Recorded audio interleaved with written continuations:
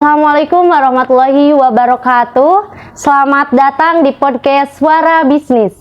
Nah, kita awali saja ya. Bismillahirrahmanirrahim. Alhamdulillahirrabbilalamin. Wabihi nasta'in wa ala umri dunya wadin wa ala alihi wa sahbihi ajmain. Amma ba'du.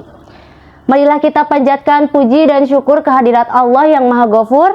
Tak lupa salawat dan salam semoga tercurah limpahkan kepada Nabi besar kita, yakni Nabi Muhammad SAW. Nah, teman-teman semua, sebelumnya perkenalkan, nama saya Hani Andini dari anggota Himpunan Administrasi Publik. Tema yang diambil dalam podcast kali ini yaitu membangun jiwa mahasiswa yang entrepreneur, self-confident, brave and independent dalam mencapai kesuksesan. Nah, tentunya saya tidak sendiri. Saya ditemani oleh narasumber yang sangat luar biasa dapat memotivasi, yakni Bapak Haji Ahmad Nasai selaku CEO dan founder Mitraku Aku Suka di Barik-Baik. Betul ya, Pak? Nah, gimana Pak kabarnya? Baik, alhamdulillah sehat. Alhamdulillah kalau begitu. Sebelumnya terima kasih banyak ya Pak telah meluangkan waktunya menjadi narasumber di podcast kali ini. Nah, rekan-rekan semua, kewirausahaan tentunya dapat menanamkan jiwa wirausahaan pada diri mahasiswa, bukan hanya sekedar formalitas pemenuhan kewajiban dalam mata kuliah saja. Tetapi kita perlu mengkaji lebih dalam, baik itu dari segi teori maupun motivasi yang tentunya orang tersebut telah melakukan sebelumnya. Nah, saya akan bertanya dulu nih kepada Bapak Haji Ahmad Nasai seputar bisnis yang dijalankan oleh Bapak. Nah, apa sih yang membuat Bapak ini memilih membentuk usaha yang dijalankan seperti ini, Pak? Kan melihat gitu masih banyak peluang usaha selain bisnis, Pak. Ya. Ya, gimana Pak? Jadi saya itu memilih sesuatu yang usaha yang bisa dijalankan dengan modal yang minimal dan langsung jalan seperti itu. Nanti kalau ada ide-ide besar lainnya setelah jalan yang ini baru yang lain. Jadi kita itu mencari bisnis yang mudah dijalankan dengan sedikit modal, karena waktu memulai itu modalnya juga sangat kecil dan sangat terbatas. Ya, kalau berkembang alhamdulillah ya. Kalau berkembang nanti bisa memulai usaha yang sebelumnya dipikirkan gitu. Iya, betul. Jadi mulailah dari usaha yang mudah dulu. Iya, betul Pak. Yang modalnya kecil dulu gitu kan. Yang mudah dijalankan itu. Jadi saya memulainya tidak dari sesuatu yang besar, sulit dijalankan, modalnya juga besar, tidak. Tetapi dari usaha yang kecil dan modal sekecil mungkin sesuai kemampuan kita. Dan alhamdulillah perkembangannya kehadiran Mitraku itu dapat diterima oleh masyarakat, dapat diterima oleh pelanggan. Dan terus dari tahun ke tahun kita belum mengalami penurunan dan terus tumbuh gitu. Ya, alhamdulillah ya Pak. Begitu mah berarti produk apa aja sih Pak yang ada di Mitraku ini gitu Pak, biar orang-orang pada tahu.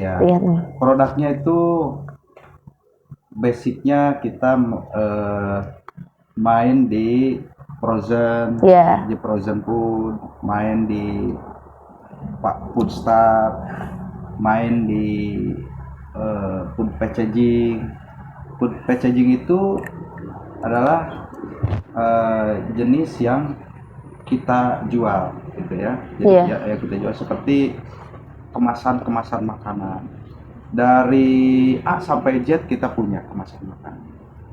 Dari plastik, kresek dan lain sebagainya itu ada ya Pak? Ada. Oh iya.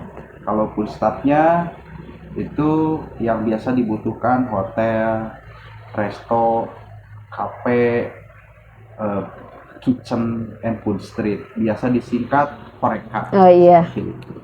Nah, untuk frozen foodnya tentu saja yang beku-beku itu ya. Oh iya, Pak. Jadi kita main dari awal sampai akhir, belum kita robah.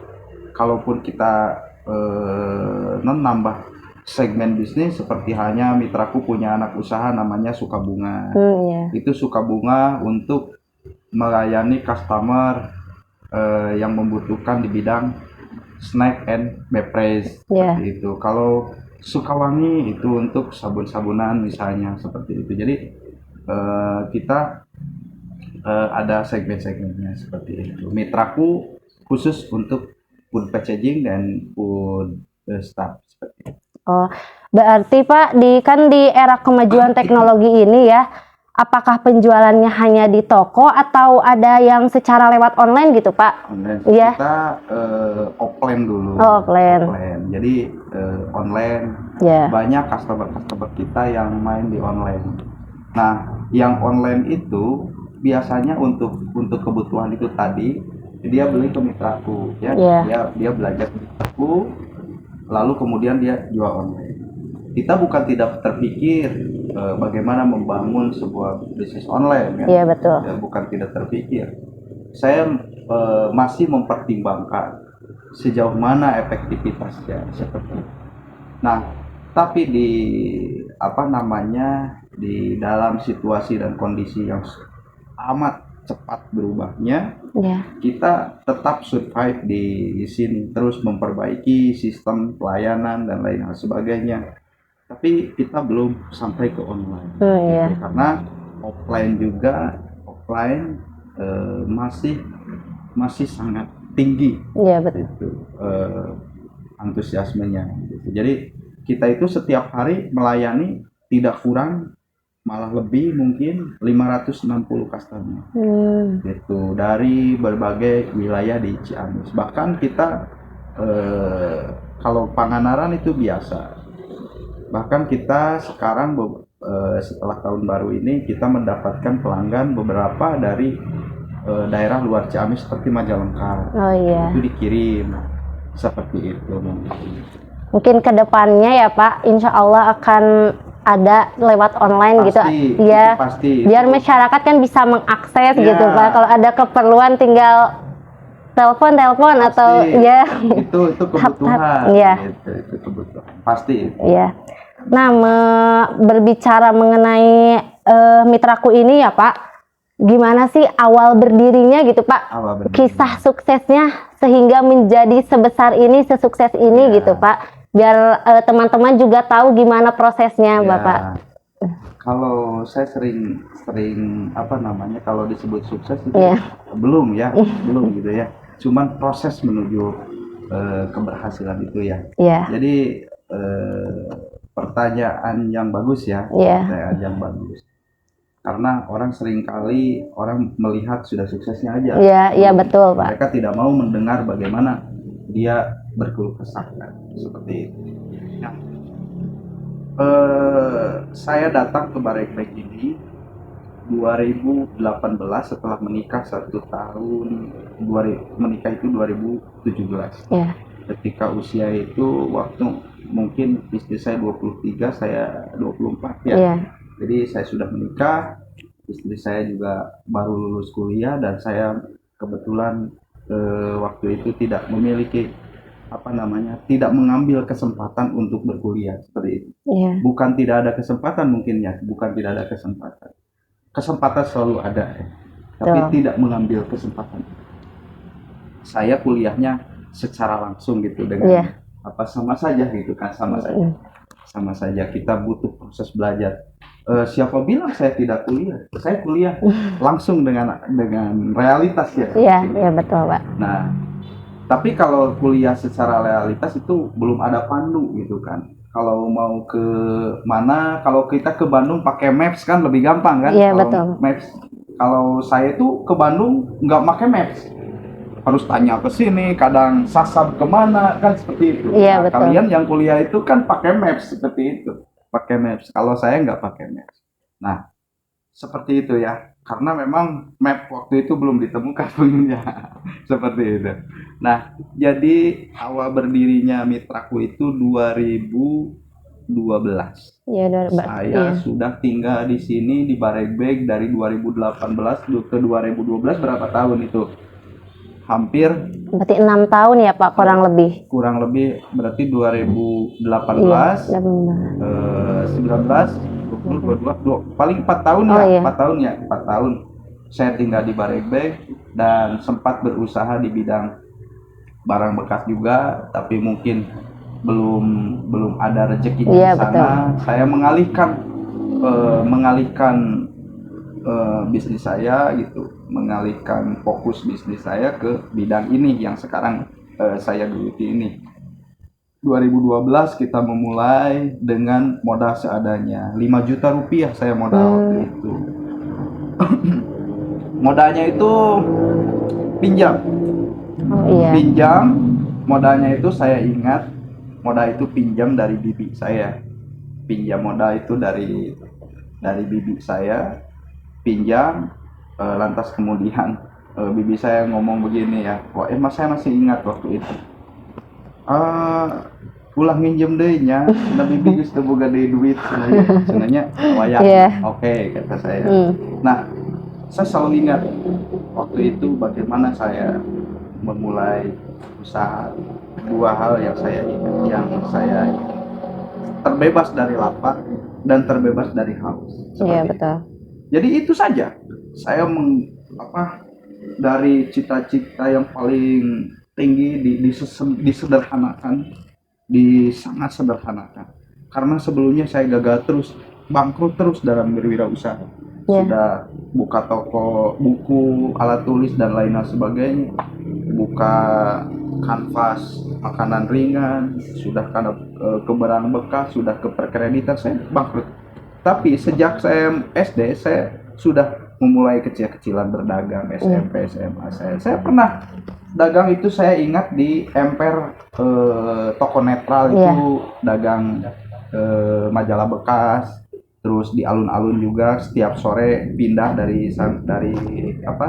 netra ke alun-alun jualan ngemper barang bekas ya, seperti itu. Nah, saya memulai dengan modal yang sangat minim gitu ya. Waktu itu 5 juta itu tidak terlalu besar dan juga tidak terlalu kecil ya. Masih cukup dengan ukuran berapa ke berapa gitu. Memulai usaha dengan tujuan saya bisa membebaskan diri saya dan keluarga dari rasa haus dan rasa lapar, seperti itu. Jadi saya tidak ingin banyak pikiran yang macam-macam lah. Saya fokus saja. Nah, selama itu pikiran terus berkembang, ide dan gagasan terus berkembang. Saya memiliki salah satu orang yang dianugerahi keberanian, berani mengeksekusi setiap gagasan, berani mengeksekusi setiap ide. Jadi ditimbang, dan kebetulan istri saya itu sangat pertimbangan. Jadi saya selalu meminta pertimbangan. Kan kalau istri biasa ya. Iya, suka ada. Iya. Saya tidak anggap itu cerewet. Itu bagian dari masukan dan lain sebagainya. Saya tidak rusak istri saya. Kan biasanya kalau misalnya seorang laki-laki kan, seorang suami dilarang, ini bagian, tidak semuanya tapi sebagian. Ada suami yang istrinya memberikan masukan, wah cerewet dan lain sebagainya, dirusak mentalitas itunya. Saya enggak. Saya biarkan dia dan diberikan pemahaman. Kalau dia ngerti, oke, kita jalan. Karena segala macam resikonya kita tanggung. Jangan kemudian suami mengambil keputusan, jangan kira istri tidak akan kena imbasnya. Itu akan kena imbasnya. Jadi harus diajar. Nah, harus sama-sama dari awal sampai sekarang, istri saya selalu dilibatkan dalam hal apapun. Jadi kalau kena masalah, kita sama-sama gitu. Jadi sampai saat ini saya masih masih selalu ingat siapa saya, fokus saya apa, bagaimana masa lalu saya masih ingat. Saya itu kalau mandi, kalau mandi itu pakai tempat mandinya, kalau sekarang WC ya, WC-nya pakai baliho bekas caleg ya, baliho bekas rokok seperti itu. Nah, mandi itu seperti itu sambil jongkok ya, terus seadanya saja pakai kayu begitu. Betapa tidak menyedihkan menurut saya, tapi asik dijalani. Ini adalah bagian dari proses. Saya tidak pernah sedih dengan dulu gitu waktu berproses. Ini adalah bagian dari proses, karena saya tahu jalan yang saya tempuh itu tidak mudah. Jalan yang saya tempuh itu tidak mudah. Semakin saya tantangannya semakin besar, saya semakin asik di sini. Makanya datang ke sini. Ada yang tahu nih, teman-teman juga di sini katanya ada yang tahu awal prosesnya bangunnya seperti apa. Makanya kemarin mohon maaf ya Pak ya, kemarin itu bangunnya seperti ini. Ya memang betul. Istri saya itu tidur itu di berlantaikan tanah, itu. Kasurnya yang bednya yang dari mertua kan, mertua yang besi itu saya masih ingat. Anak saya yang paling besar sekarang itu lantainya tanah. Itu pernah ada masuk ular, pernah ada masuk ini, istri saya mau pulang dulu karena mungkin takut ya. Kata saya sabar. Ini adalah proses perjuangan. Nanti saya ingat waktu itu menjadi hutang saya. Ini kalau pakai bahasa Sunda ya, apa-apa ya? Iya, nggak apa-apa Pak. Ulah-mulang sing sabar. Ini adalah proses perjuangan. Percayalah saya bahwa saya adalah orang yang mampu memikul beban besar. Saya memiliki cita-cita yang besar, tapi saya sedang menyederhanakannya. Tapi jalan ini akan saya tempuh, dan percayalah suatu hari akan berhasil sesuai dengan kepercayaan saya. Nah, saya ingat dengan kata-kata teman saya itu mensupport saya waktu saya masih hidup di miskin seperti itu, miskin harta ya, kalau miskin pikiran enggak. Apa yang kita pikirkan bisa kita lakukan. Itu sahabat saya Ramdhani pernah bilang gitu ke saya. Nah, jadi motivasi bagi saya. Jadi saya mau selalu berpikir ke saya. Makanya bilang ke istri saya, entong mulang can berhasil orang. Ayeuna orang sare dina berlantaikan tanah. 1 atau 10 tahun ke depan saya bikinkan rumah 3 miliar. Dalam 2000 berapa saya masih ingat. Istri saya sudah lupa mungkin karena diberi tempat lah, asal ada kan, kalau istri saya itu asal ada. 2019 atau 2020 saya bikin rumah, tidak kurang tidak lebih harganya sampai 3 miliar seperti itu. Itu apa? Janji saya ke istri saya. Gitu. Janji saya ke istri saya. Makanya setiap lebaran itu momen yang paling sedih. Setiap bulan puasa itu momen yang sangat boleh dikatakan ngeri-ngeri sedap lah. Sangat berkesan ya Pak. Karena apa? Saya kan di pinggir jalan. Orang lewat sudah bawa tas, udah bawa apa, bawa keranjang, jing-jingan belanja dan lain sebagainya. Kan? Iya betul. Nah, suatu ketika istri saya, kapan kita mau belanja nih buat beli baju gitu. Waktu itu tidak ada uang. Saya nyabarin istri saya. Tenang kata saya. Suatu saat nanti saya belikan kamu baju dari luar negeri. Dan kemarin saya berhasil membelikan tas yang mungkin orang harganya mengerikan gitu kan. Tapi itu janji saya. Saya beli tas istri saya itu hampir 7 untuk satu tas gitu. Untuk satu tas itu 7 dan baju. Istri saya nggak mau. Tapi ini janji saya belasan tahun yang lalu. Ini harus ditunaikan. Saya beli dari Malaysia, dari Higland apa itu ya. Di sana itu tempat berbelanja merek-merek ternama dunia itu kan. Itu nggak ada yang palsu di sana. Iya, iya betul. Nah, jadi saya belikan satu tas, istri saya kaget. Wah, jangan. Ini boros-borosin uang katanya. Enggak, ini kata saya dia. Saya dulu pernah berjanji. Itu sedih saya. Kalau lebaran saya nggak punya uang, mau lebaran 3 minggu lagi, 2 minggu lagi, 1 minggu lagi, lebaran kan orang banyak lalu lalang kan. Iya betul. Mau beli baju kan. Wah, istri saya kan, aduh, gimana mau pulang nggak punya baju baru kan? Ya sabar aja kata saya. Oke, dipangbelikan di luar negeri nu alus kata saya kan gitu. Nyabarin istri pada waktu itu. Tapi setiap omongan saya adalah doa. Iya betul. Saya percaya bahwa omongan itu adalah doa. Dan saya menganggap bahwa itu adalah janji yang harus ditunaikan. Iya. Walaupun pada orang. Bagaimana kemudian saya tidak memenuhi janji kepada istri saya? Tidak orang dekat. Bagaimana ke orang lain? Iya. Ke istri saja sudah tidak tepat janji ya Pak, ingkar. Bagaimana ke orang lain? Seperti itu. Jadi pendirian mitraku itu mimpi yang terwujud. Iya. Hasrat yang mewujud gitu kan. Hasrat besar yang mewujud. Dan tidak akan sampai di sini. Mitraku akan terus melanjutkan perjalanan sampai kemudian menjadi korporat besar, korporat ternama, mudah-mudahan. Amin ya. Mungkin itu. Iya. Ada yang kurang ceritanya. Ceritanya sangat menginspirasi ya Pak. Nah kan tadi mendengar cerita Bapak tentunya banyak tantangan-tantangan gitu Pak yang Bapak hadapi.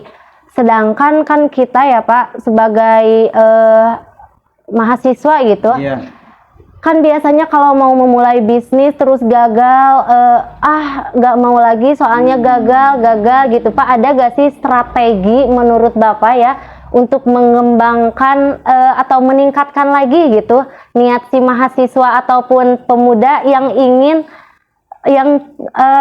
melanjutkan kembali gitu Pak dalam kegagalannya? Kan biasanya kalau gagal tuh gak mau lanjut lagi, udah nyerah, stop aja di sini gitu. Ya. Jadi kegagalan adalah modal. Iya. Jangan takut gagal. Karena kegagalan itu juga modal. Salah satu modal terbesar seorang wirausaha adalah ketika dia bangkrut. Iya, betul. Makanya kalau nanya ke wirausaha udah berapa kali bangkrut? Iya. Udah 5 kali. Waduh, cukup besar modalnya. Iya, betul, dia Pak. Memiliki pengalaman pahit. Kalau langsung dia menang, dia tidak akan langsung dia jalan usahanya. Nggak pernah menemukan kebangkrutan. Dia cenderung tidak akan bersyukur. Dia cenderung akan gegabah. Iya. Dan saya rasa saya belum pernah bertemu dengan seorang wirausaha, dengan seorang pebisnis, dengan seorang pengusaha yang belum pernah gagal. Semua wirausaha dan semua pebisnis hampir menemukan kegagalan yang saya temui. Tapi nggak tahu walau alam gitu kan, di luaran sana mungkin ada banyak yang belum pernah gagal. Tapi saya kira itu cerita lucu juga. Kalau memang belum pernah gagal, itu tidak ada cerita yang sangat berkesan. Itu kan tidak berkesan, tidak menginspirasi. Kalau langsung gitu kan, tidak pernah gagal sebelumnya usahanya, itu lucu juga gitu kan. Karena saya belum pernah menemukan juga, belum pernah bertemu, belum pernah mendengar cerita juga gitu kan, orang yang wirausahanya belum pernah bangkrut sebelumnya. Betul. Tetapi tidak setiap orang siap dengan kebangkrutan itu. Kadang-kadang ada banyak stres. Iya. Bangkrut stres, bangkrut udah. Iya, udah. Gitu. Tapi untuk bangkitnya lagi itu membutuhkan energi yang sangat besar ya Pak. Membutuhkan dorongan yang sangat kuat, membutuhkan orang sekitar yang mensupport. Nah, kebetulan saya punya sahabat yang sangat dekat dan baik.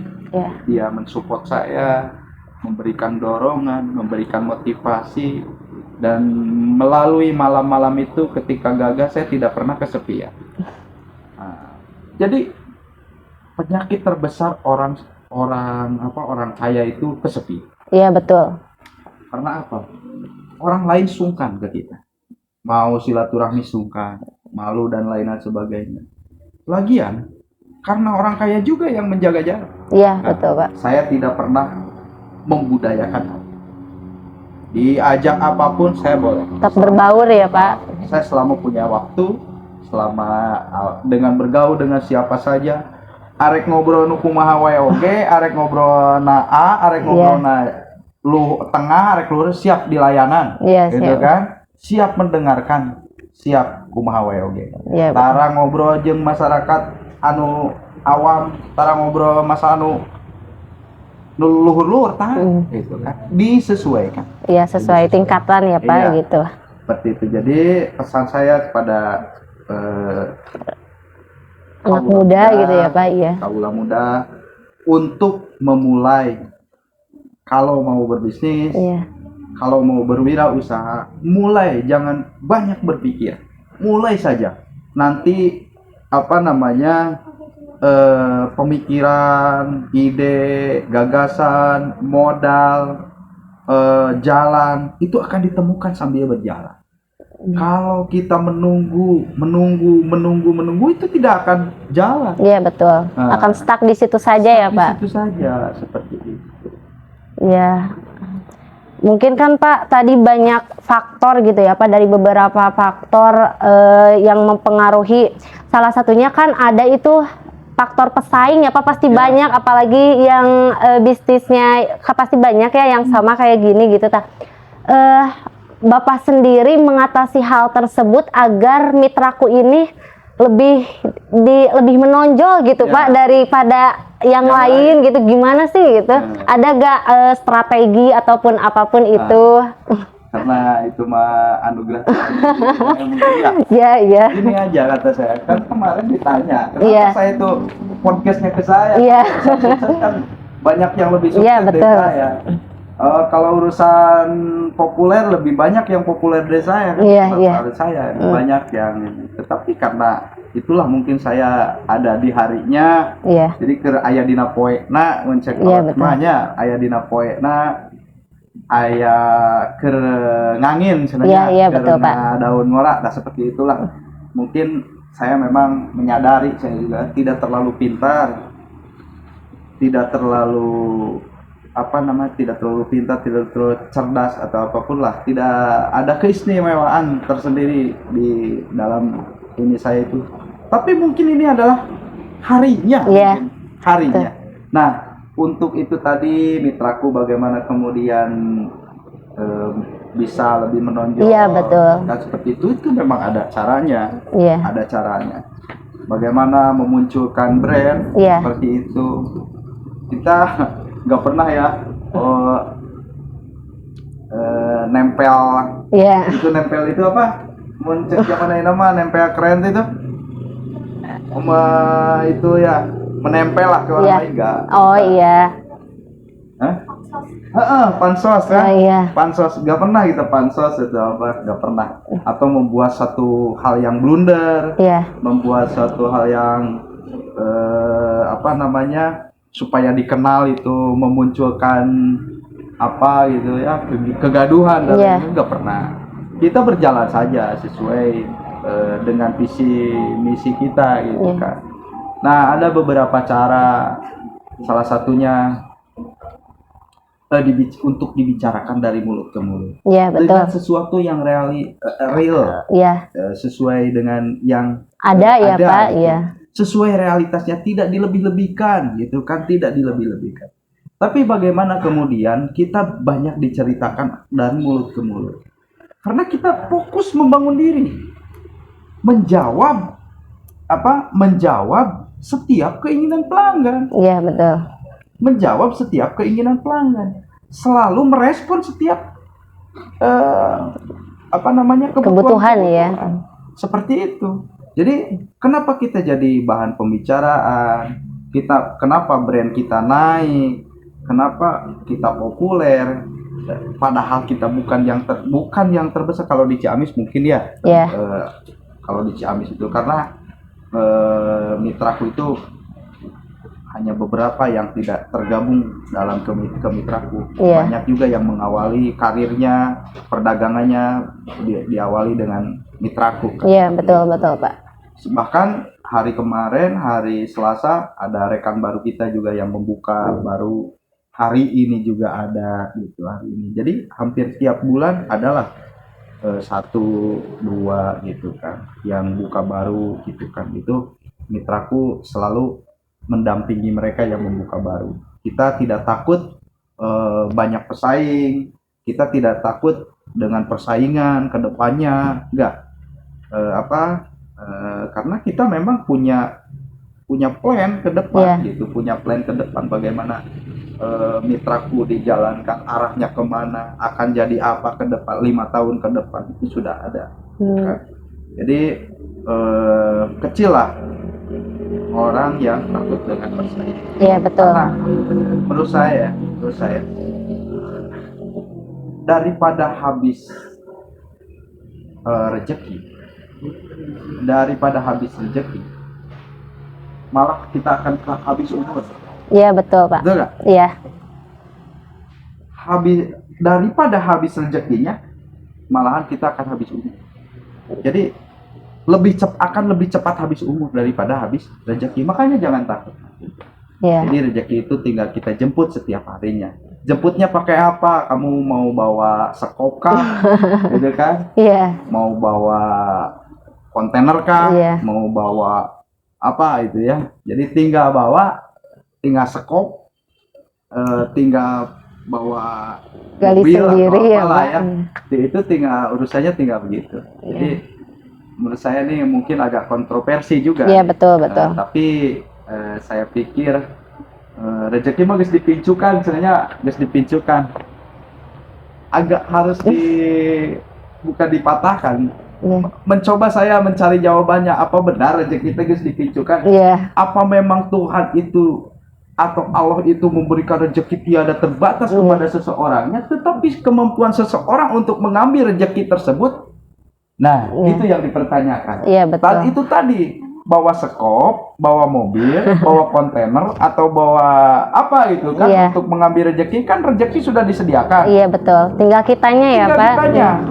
Mengambilnya pakai sekop, pakai mobil atau pakai apa? Iya gitu betul. Kan? Jadi rezeki guys dipincukan itu agak harus dipelajari lagi, harus dicari pembagiannya. Apakah betul rezeki teh walau teh geus dipincukan, kamu masa kieu. Agaknya itu harus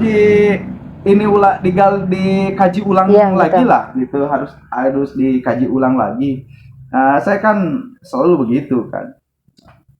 Seperti itu. Baik, kan Pak dalam menjalankan bisnis gitu ya Pak, tentunya Bapak tuh punya target yang ingin dicapai. Nah, untuk saat ini ada gak sih target yang belum Bapak capai gitu? Oh, banyak sekali target yang belum saya capai. Mitraku capai belum. Ini baru seperempat perjalanan mungkin. Perjalanan. Saya baru membebaskan beberapa hal dari keseluruhan. Jadi baru bebas A, baru bebas B, baru bebas C. Belum bebas yang lain-lainnya. Saya itu kan orang merdeka. Saya orang merdeka. Yang cenderung pertama memerdekakan saya dulu. Kalaupun belum kita sebagai orang yang bukan orang yang terjajah, minimal saya menyetarakan diri dengan orang merdeka. Dan kedua, orang merdeka itu cenderung memerdekakan yang lain. Iya betul. Nah, beda dengan orang yang terjajah. Dua potensi orang terjajah itu. Jadi pertama dia akan berupaya memerdekakan diri, terbebas dari penjajahan, lalu kemudian meniru budaya yang menjajahnya terlebih dahulu. Yang kedua, dia akan menjajah lagi pada orang lain, atau dia bebas dari penjajah satu dan pergi ke penjajah lain, dan itu seterusnya siklusnya. Betul. Saya itu memerdekakan diri, lalu kemudian memerdekakan yang lainnya, membebaskan yang lainnya. Banyak misalnya perusahaan-perusahaan yang mitraku belum bangun, seperti halnya kita kerjasama dengan beberapa perusahaan. Misalnya kita akan mendirikan sebuah usaha lagi yang di bidang ini. Bahkan kita dalam beberapa waktu dekat, nanti setelah sawah nanti akan ada mitraku yang di Handap Herang. Kita bangun cabang di Handap Herang. Setelah itu kita bikin gudang sentralnya. Setelah kita itu bikin pabrik es. Kita akan bikin pabrik es. Jadi pabrik es yang kapasitasnya juga agak besar. Terus kita juga akan bikin minimarket satu kecamatan minimal satu. Gitu kan. Itu juga butuh keberanian dan butuh modal yang sangat besar ya Pak. Iya betul. Nah, apakah menjadi wirausaha ini menjadi cita-cita awal gitu Pak? Cita-cita awal Bapak kan biasanya kalau cita-cita itu ada yang tadinya mau jadi ini, mau jadi ini. Nah, Bapak sendiri itu udah apa ya? Udah dari hati dari awal atau gimana nih Pak? Betul. Jadi saya itu cita-citanya juga dari menjadi wirausaha. Baju apapun yang saya pakai tentu saja itu untuk membangun kewirausahaan. Itu kan. Jadi saya itu adalah wirausaha organik. Lahir dari keluarga wirausaha. Semua keluarga saya adalah wirausaha. Dari bapak, teteh, adik juga semua di wirausaha. Semua di wirausaha. Atau adik saya yang belum sekarang masih ikut dengan, tapi nantinya dia jadi wirausaha. Betul. Jadi saya itu memiliki keinginan kuat untuk menjadi wirausaha, tidak ingin menjadi yang lain-lain. Itu. Kalaupun saya kemarin pernah mencalonkan anggota dewan dan tidak menang itu juga saya ingin membenahi urusan kewirausahaan. Bagaimana kunaon sih itu wirausaha teh? Betul. Jadi ieu tes kondisina kieu gitu kan. Nah, saya kebetulan punya ide dan gagasan dan telah dituliskan juga. Saya ingin memperjuangkan hal itu gitu. Tidak ingin kemana-mana dan tidak ingin menjadi apapun kecuali saya ingin menjadi wirausaha. Dan saya juga kalau misalnya ibadahnya sebagai wirausaha saja. Ini ladang ibadah saya. Sebagai wirausaha adalah jalan saya menemukan Tuhan. Jalan saya menemukan Allah Subhanahu wa taala. Mencari keridhaan Allah Subhanahu wa taala sebagai pedagang. Saya tidak ingin mencari keridhaan Allah dengan jalan orang lain. Saya ingin di jalan yang saya lakukan hari ini. Dengan jalan sendiri Pak. Sebagai wirausaha. Mungkin itu. Nah, mungkin Pak ada pesan-pesan gitu untuk pengusaha muda, tentunya di kalangan mahasiswa sendiri ya, yang kebanyakan itu masih ragu gitu Pak untuk menjalankan usahanya. Nah, mungkin sebagai motivasi juga buat kita gitu ya, selaku mahasiswa, apabila mau menjalankan usaha nanti ke depannya. Jadi intinya memotivasi. Betul Pak. Betul. Jadi wirausaha. Nah, seharusnya kaum intelektualitas kampus itu, kaum intelektual kampus itu turun. Menjadi wirausaha. Sebab gini, kalau teman saya Yuda Yusuf Daniel itu yang sekarang CEO, founder and ownernya Pure Press. Itu susu kambing perah terbesar mungkin ya di wilayah sini. Kalau Jawa Barat mungkin dia subhanallah. Kalau mungkin dia kedua ya. Itu sahabat saya gitu. Pertanian itu bertani itu adalah kewajiban bagi semua warga. Dan saya menambahi, wirausaha adalah kewajiban bagi semua orang warga. Pak. Nah, jadi semua warga memiliki kewajiban berwirausaha. Apapun profesi hari ini, baik itu menjadi abdi negara, jadi ASN, jadi TNI, Polri, jadi apapun itu, berwirausaha itu adalah sesuatu hal yang penting dan wajib dilakukan. Kita punya waktu setelah di kantor, kita berdagang apa-apa. Karena menjadi ASN itu pengabdian. Ya, betul. Karena menjadi militer itu pengabdian, menjadi polisi itu pengabdian, ya kan? Ya, betul Pak. Bukan mencari cuan di sana kan, gitu. Nah, itu kalau cari cuan ya di dunia bisnis kan? Ya, di dunia dagang seperti itu. Nah, kepada kalian juga yang nantinya jadi apapun, jadi bapak hakim kah, itu pengabdian kan? Ada memiliki waktu itu bisnis, terkecuali Anda oleh institusi dilarang untuk berbisnis ya, Pak. Kecuali itu pengecualian ya. Jadi kalau teman saya bilang bertani itu menjadi kewajiban bagi semua warga. Iya, betul. Nah, saya tambahin, bertani dan berwirausaha adalah menjadi kewajiban bagi semua warga. Bagaimana mungkin kita tidak berwirausaha? Maka karena memang kita membutuhkan dikit-dikitnya biaya hidup lah ya. Biaya hidup. Bagaimana meningkatkan taraf hidup kan seperti itu. Ya, betul. Harus dengan bisnis. Ada teman saya tuh di mitraku, dia karyawan di mitraku. Ya. Dia bekerja, fokus bekerja dengan tugas dan tanggung jawabnya. Tetapi di jam-jam dia pulang itu, di jam-jam dia sedang free gitu kan, di rumah dia bikin dagangan. Di dagang peluang ya Pak. Iya.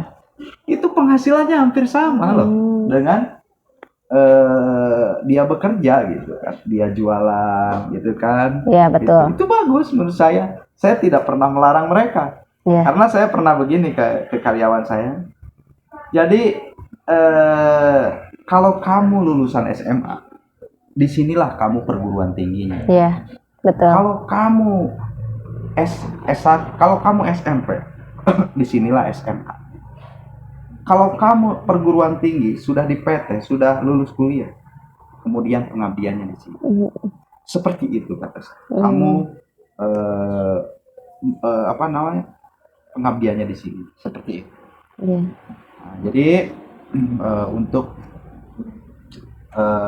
usaha itu jangan kita pikir saya lagi nunggu lamaran kerja, saya lagi apa, saya lagi selalu banyak alasan.